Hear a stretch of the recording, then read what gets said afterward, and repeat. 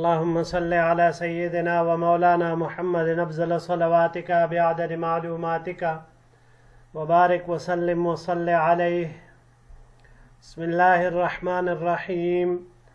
عزیز طلباء کرام، امید ہے انشاءاللہ العزیز آپ سب خیر و عافیت کے ساتھ ہوں گے. جامع السنن الترمذی جلد ثانی کے ابواب تفسیر القرآن عن رسول اللہ صلی اللہ علیہ وسلم کے باب ما جاء ومن سورۃ آل عمران کے تیسرے حصے کے ساتھ اللہ جل شانہ کے فضل و کرم سے ایک مرتبہ پھر آپ حضرات کے خدمت میں حاضر ہونے کا موقع ملا.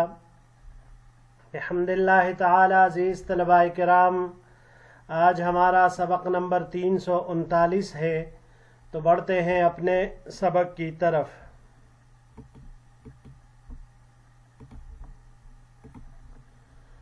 وبه قال حدثنا عبد بن حميد قال حدثنا عبد الرزاق قال أخبرنا إبراهيم بن يزيد قال سمعت محمد بن عباد بن جعفر يحدث عن ابن عمر قال. ہمیں روایت کی عبد بن حمید نے، انہوں نے عبد الرزاق سے، انہوں نے ابراہیم ابن یزید سے. ابراہیم نے کہا کہ میں نے محمد بن عباد بن جعفر کو روایت کرتے ہوئے سنا کہ عبداللہ ابن عمر سے روایت کر رہے تھے کہ ابن عمر رضی اللہ تعالیٰ عنہ نے فرمایا قام رجل الى النبی صلی اللہ علیہ وسلم فقال من الحاج یا رسول اللہ. ایک شخص نے کھڑے ہو کر حضور نبی کریم صلی اللہ علیہ وسلم سے پوچھا کہ حاجی کون ہے اے اللہ کے رسول صلی اللہ علیہ وسلم. قال الشاعث الطفل. حضور نبی کریم صلی اللہ علیہ وسلم نے جواب میں فرمایا بکھرے ہوئے میلے بالوں والا اور میلے کچیلے بدن والا. فقام رجل آخر. ایک دوسرا شخص کھڑا ہو گیا اور پوچھا ای الحج افضل یا رسول اللہ صلی اللہ علیہ وسلم. اے اللہ کے رسول صلی اللہ علیہ وسلم کون سا حج افضل ہے؟ قال العج والسج. آپ علیہ الصلاۃ والسلام نے فرمایا جہرن تلبیہ پڑھنا اور خون بہانا. فقام رجل آخر. تیسرا شخص کھڑا ہوا فقال اور پوچھا ما السبیل یا رسول اللہ؟ قال الزاد والراحلۃ. حضور نبی کریم صلی اللہ علیہ وسلم سے پوچھا کہ ما السبیل، سبیل سے کیا مراد ہے؟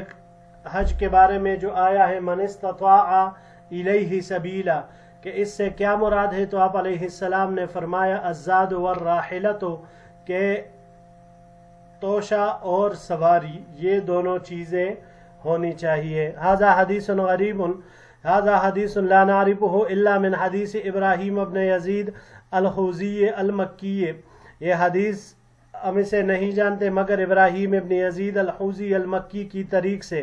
وقد تکلم بعض العلم فی ابراہیم ابن یزید من قبل حفظہ، اور بعض اہل علم حضرات نے ابراہیم ابن یزید ان میں حافظے کی جانب سے کلام کیا ہے. وبه قال حدثنا قتيبة قال حدثنا حاتم بن إسماعيل عن بكير بن مسمار عن عامر بن سعد عن أبيه قال.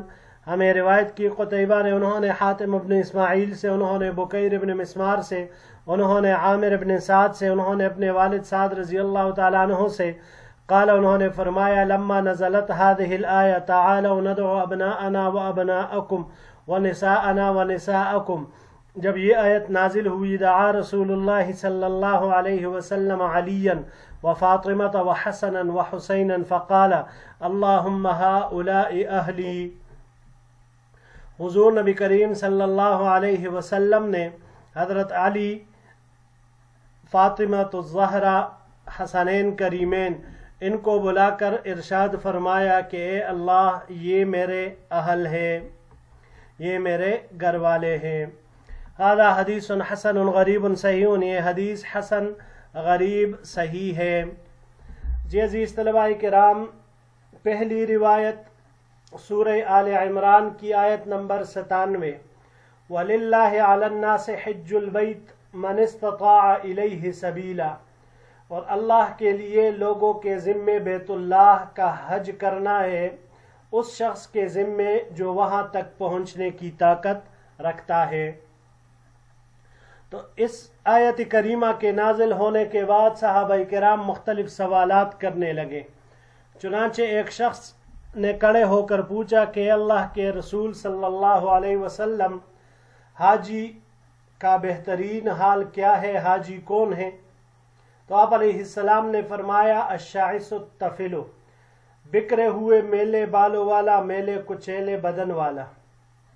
یاد رکھیے گا عزیز طلباء کرام کے دور نبوی میں بہت دنوں تک احرام رکھنا پڑتا تھا، اس وجہ سے محرم کا ایسا حلیہ ہوتا تھا اور ایسی حالت اس کی ہو جاتی تھی۔ پھر اس کے بعد دوسرا شخص کھڑا ہوا اور آپ صلی اللہ علیہ وسلم سے پوچھا کہ کون سا حج افضل ہے؟ تو آپ علیہ السلام نے جواب دیا الحج والحج، یعنی وہ حج جس میں جہرن تلبیہ پڑا ہو اور خون بہانا یعنی قربانی بھی اس میں کی ہو۔ اور پھر تیسرے نے کھڑے ہو کر پوچھا کہ آیت کریمہ میں جو آیا من استطاع الیہ سبیلا، مس سبیلو، تو سبیل سے کیا مراد ہے؟ تو حضور نبی کریم صلی اللہ علیہ وسلم نے ارشاد فرمایا الزاد والراحلۃ، کہ اس سے مراد توشہ اور سواری ہے، یعنی بیت اللہ تک سواری بھی ہونی چاہیے اور ادھر تک پہنچنے کے لیے توشہ کا اور ادھر رہنے کے لیے بھی توشہ کا ہونا ضروری ہے، تو تبھی حج لازم ہوگی اور یہی حج ہے۔ یہ دوسری آیت عزیز طلباء کرام، یہ آیت مباہلہ کے نام سے مشہور ہے اور یہ سورہ آل عمران کی آیت نمبر 61 ہے۔ فمن حاجك فيه من بعد ما جاءك من العلم فقل تعالوا ندع أبناءنا وأبناءكم ونساءنا ونساءكم وأنفسنا وأنفسكم ثم نبتهل فنجعل لعنة الله على الكاذبين۔ بس جو شخص آپ سے حضرت عیسیٰ علیہ السلام کے بارے میں اب بھی حجت کرے تو آپ صلی اللہ علیہ وسلم کے پاس علم قطعی آ جانے کے بعد اب آپ ان کو فرمائیے کہ آؤ ہم بلا لیں اپنے بیٹوں کو اور تم بھی بلاؤ اپنے بیٹوں کو، اپنی عورتوں کو اور تمہاری عورتوں کو، اپنے آپ کو اور تمہاری ذاتوں کو، پھر ہم اللہ سے مانگے، دعا کرے کہ اللہ تعالی جھوٹوں پر لعنت بھیجے۔ یہ عزیز طلباء کرام اس آیت کریمہ میں اپنی ذات سے مراد انفسنا و انفسکم، اس سے مراد اہل مباہلہ ہے، اور اپنی عورتوں سے مراد بیویاں ہے، اور بیٹوں سے مراد بیٹے پوتے نواسے، یہ سب اس میں ذکر ہے۔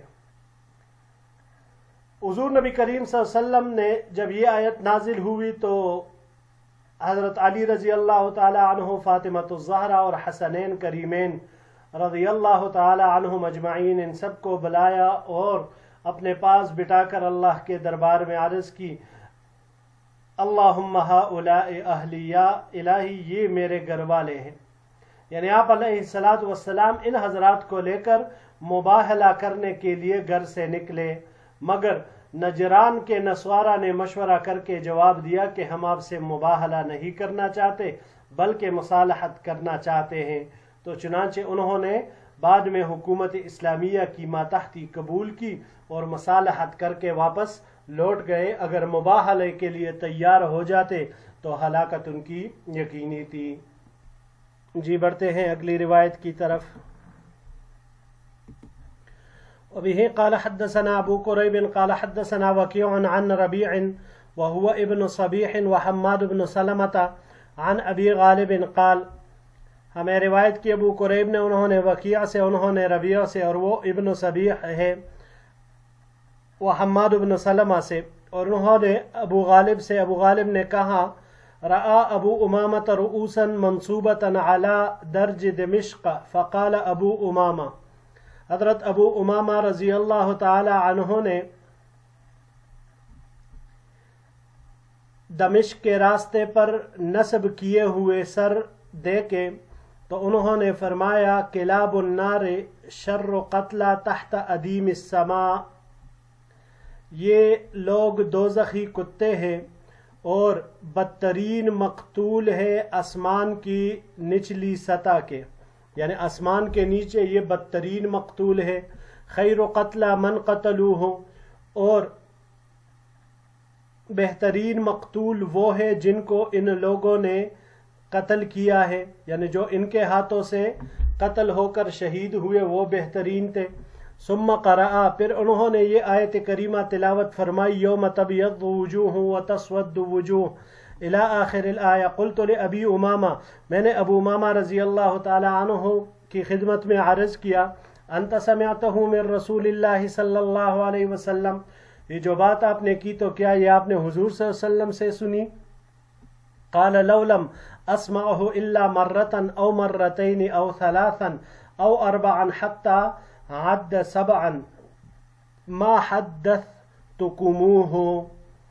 انہوں نے جواب دیا کہ اگر میں نے آپ صلی اللہ علیہ وسلم سے اسے 1 مرتبہ 2 مرتبہ 3 مرتبہ 4 مرتبہ یہاں تک کہ 7 مرتبہ شمار کیا، یعنی کہ اتنی مرتبہ اگر میں نے اس کو نہ سنا ہوتا تو میں ہرگز تجھے یہ بیان نہ کرتا۔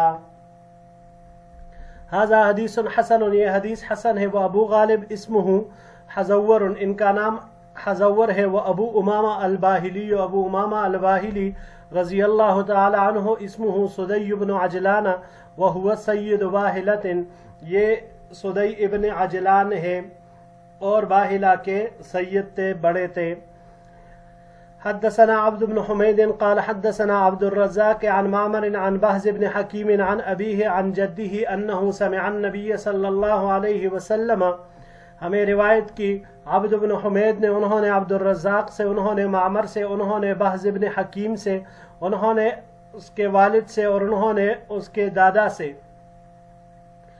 انه سمع النبي صلی اللہ علیہ وسلم یقول فی قوله کنتم خیر امت اخرجت للناس، کہ انہوں نے حضور نبی کریم صلی اللہ علیہ وسلم کو اللہ جل شانہ کے اس فرمان کنتم خیر امت اخرجت للناس اس کے تفسیر میں فرماتے ہوئے سنا، انتم تتمون 70 امتا انتم خیرها واکرمها علی اللہ۔ حضور نبی کریم صلی اللہ علیہ وسلم نے ارشاد فرمایا، تم 70 امتوں کو مکمل کرنے والی، پورا کرنے والی امت ہو اور تم ان میں بہترین ہو اور اللہ کے نزدیک ان میں سے معزز ترین ہو۔ ھذا حدیث حسن، یہ حدیث حسن ہے۔ وقد روا غیر واحد ھذا الحدیث عن بهز بن حکیم نحو ھذا، اور ان کے علاوہ کسی نے یہ روایت بهز بن حکیم سے اسی طرح روایت کی ہے۔ ولم یذکروا فیہ کنتم خیر امت اخرجت للناس، اور اس میں اس آیات کا تذکرہ نہیں کیا ہے۔ جی عزیز طلباء کرام، پہلی روایت میں جو آپ اور ہم نے پڑھی یہاں پر یوم تبیض وجوہ و تسود وجوہ، سورہ آل عمران کی آیت 105 تا 107۔ ان آیات کریمہ میں مضمون یہ ہے کہ تم ان لوگوں کی طرح مت ہو جاؤ جنہوں نے باہم تفریق کی اور اختلاف کر لیا، حالانکہ آیتیں ان کے پاس واضح احکام، یعنی واضح احکام کے پہنچنے کے بعد انہوں نے پھر ایسا کیا۔ تو پھر اس کے اندر یہ بھی تھا یوم تبیض وجوہ و تسود وجوہ، کہ جس دن بعض چہرے سفید اور بعض سیاہ ہوں گے۔ تو اب یہاں پر یہ سفید چہروں والے اور سیاہ چہروں والے یہ کون ہوں گے؟ تو اس آیت کی ایک مثال یہاں پر جو اس روایت میں مذکور ہے وہ خوارج کا معاملہ ہے۔ یہ جنگ صفین کے بعد حضرت علی اور حضرت معاویہ رضی اللہ تعالی عنہما سے اختلاف کر کے حرورہ مقام میں جمع ہوئے۔ ان کا جو لیڈر تھا نافع ابن الازرق، تو اسی کی وجہ سے ان خوارج کو ازارقہ بھی کہا جاتا ہے۔ حضرت علی رضی اللہ تعالی عنہ نے ان کو میدان میں شکست فاش دے دی اور ان کو کفر کردار تک پہنچایا۔ پھر جب ان خوارج کے سر دمشق میں لائے گئے تو راستے پر ان کو جا بجا نصب کیے گئے۔ تو انہی راستوں پر جب حضرت ابو امامہ رضی اللہ تعالی عنہ گزرے تو انہوں نے کہا کہ یہ لوگ دوزخ کے کتے ہیں۔ آسمان کی نچلی سطح کے نیچے، آسمان کے چمڑے کے نیچے بدترین مقتول ہے، اور بہترین ہے وہ مقتول جو ان لوگوں کے ہاتھوں قتل ہوئے، شہید ہوئے۔ ان لوگوں کے بارے میں انہوں نے اتنا سخت کلام وہ ارشاد فرمایا۔ اس سلائیڈ کی جو یہ دوسری روایت ہے، کنتم خیر امت اخرجت للناس، کہ تم بہترین امت ہو اور لوگوں کی نفع رسانی کے لیے نکالی گئی ہو، تو اس آیت کی تفسیر میں آپ علیہ السلام کا یہ قول ذکر کیا گیا۔ روایت تفسیر آپ علیہ السلام سے آئی کہ تم 70 امتوں کو پوری کرنے والی امت ہو، اور ان سب میں سے تم بہترین اور اللہ کے نزدیک ان سب میں سے معزز ترین ہو۔ حضرت عمر رضی اللہ تعالی عنہ اس آیت کی تفسیر میں فرماتے ہیں کہ اس آیت سے مراد خاص صحابہ کرام ہے، اور بعد کے لوگوں میں سے وہ لوگ مراد ہے جو صحابہ کرام کے عقائد پر ہو اور ان کے جیسے کام کرے، وہ بہترین لوگ ہیں۔ تو پھر جو لوگوں کی نفع رسانی کے لیے وجود میں لائے گئے، تو اس سے پتہ چلا کہ گمراہ فرقے اس آیت کا مصداق نہیں بن سکتے، کیونکہ وہ صحابہ والے نہج پر کام نہیں کرتے، امر بالمعروف نہیں عن المنکر نہیں کرتے، دین کی تبلیغ و اشاعت، تعلیم و تعلم میں حصہ نہیں لیتے، تو اس لیے وہ اس آیت کے مصداق نہیں ہیں۔ آخری سلائیڈ کی طرف بڑھتے ہیں جی۔ وبه قال حدثنا احمد بن منيع قال حدثنا هشيم قال حدثنا حميد عن انس ان النبي صلى الله عليه وسلم كسرت رباعيته يوم احد وشج وجهه شجة في جبهته حتى سال الدم على وجهه۔ ہمیں روایت کی احمد بن منیع نے، انہوں نے حشیم سے، انہوں نے حمید سے، انہوں نے انس رضی اللہ تعالی عنہ سے، کہ نبی کریم صلی اللہ علیہ وسلم کہ رباعی جنگ احد کے موقع پر آپ علیہ السلام کا جو رباعیہ، یہ سامنے کے 4 دانتوں جن میں 2 اوپر اور 2 نیچے ہوتے ہیں، ان کو کہا جاتا ہے۔ تو ان چاروں میں سے حضور نبی کریم صلی اللہ علیہ وسلم کے ایک دانت مبارک کا کچھ حصہ شہید ہو گیا تھا، اور آپ علیہ السلام کا چہرہ زخمی کر دیا تھا، اور آپ کی پیشانی میں ایک زخم آیا تھا، یہاں تک کہ خون آپ کے چہرے پر بہنے لگا تھا۔ فقال، آپ علیہ السلام نے فرمایا، کیف یفلح قوم فعلوا هذا بنبیہم وہو یدعوہم الی اللہ، وہ قوم کیسے کامیاب ہو سکتی ہے جس نے اپنی نبی کے ساتھ یہ معاملہ کیا حالانکہ وہ ان کو اللہ کی طرف بلا رہا ہے۔ فنزلت لیس لک من الامر شیء او یتوب علیہم او یعذبہم الی آخرہا، تو یہ آیت کریمہ نازل ہوئی۔ هذا حدیث حسن صحیح، یہ حدیث حسن صحیح ہے۔